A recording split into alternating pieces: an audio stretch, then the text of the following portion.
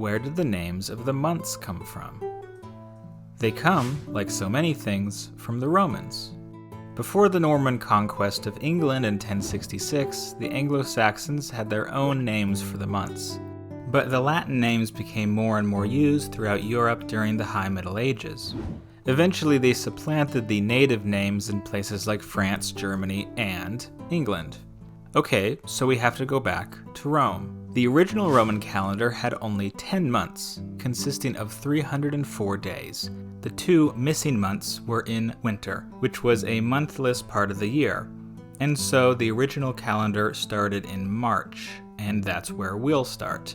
This will be helpful as we go along, trust me. Before we continue, here's a quick word from our sponsor, and that sponsor is Babbel. Have you ever wanted to learn a new language? Or maybe brush up on one that you learned in high school or college, but you just don't know where to start? Well then, let me introduce you to Babbel. Babbel is the premier language learning app on the market. It teaches real-world, practical conversations in easy-to-digest, 10-minute lessons. I'm using it to brush up on the French I learned in college. Bonjour, je suis le papier journaliste. Bebel est super. How is my accent?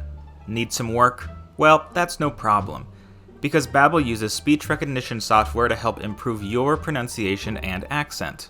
I know my viewers are always looking to learn new things. So whether you're traveling to new lands, trying to connect with non-English speakers in your community, or just want to improve yourself, why not give Babbel a try? Click the link in the description to get 65% off your first purchase. Thank you again to Babbel, and now back to the video.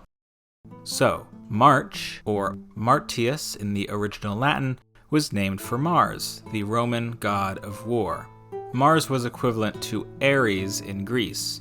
If you know about Greek paganism, he wasn't very respected in Greece, seen as a god of bloodshed and violence.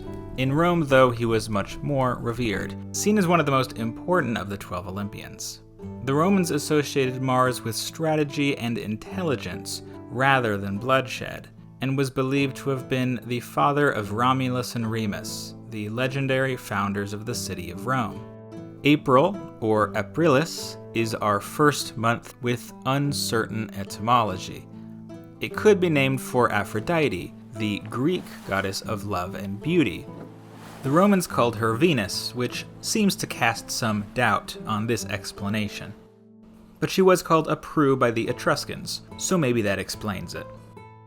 The other explanation is that April is connected with the Latin verb aperire, which means to open. This could refer to the opening or beginning of spring, or to the opening or blooming of flowers. Quick side note, the Anglo-Saxon name for this month was Eastermanath, named for the goddess Oester. She was a fertility goddess in the Germanic pantheon of gods. This is where we get our word for the Christian holiday Easter. The month of May also has an uncertain etymology, but it's mostly agreed that it was named for the goddess Maia. Maia was a minor goddess in Roman paganism, but she was the mother of a very important god, Mercury. Mercury was the herald of the gods and the deity associated with travelers, merchants, messengers, and thieves. He was also associated with May, so that lends credence to this theory. There is another explanation though, this one given to us by Ovid, one of the most celebrated Roman poets. He thought that the month was named for the maiores, which in Latin meant elders. So May was for the elder citizens of Rome, while June was for the youth, or in Latin, juniores. Speaking of, let's move on to June. As I said, Ovid thought the month was named for the young people of Rome, but most scholars disagree. Instead, it's believed that June was named for Juno, the goddess of motherhood and child-rearing. She was the queen of the Olympians and wife to Jupiter. This, to me, seems a more likely explanation than Ovid's theory.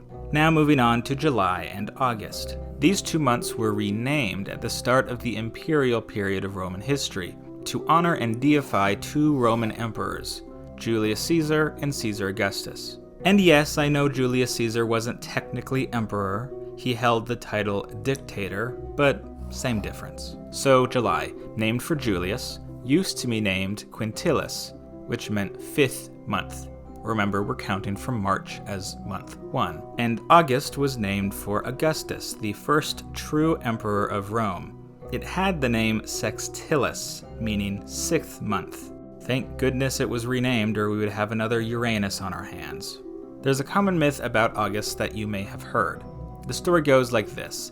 Augustus wanted to be seen as equal or greater to his uncle, Julius Caesar, so he made it so that his month had 31 days, the same as July. He did this by taking a day from February and giving it to August, and thus messing up the nice alternating system of 30 and 31-dayed months. This myth is not true, or at least there's no evidence to support it. August did at one point have only 30 days, but the number of days in each month changed a number of times throughout Roman history, and it seems like Sextilis already had 31 days by the time it was renamed.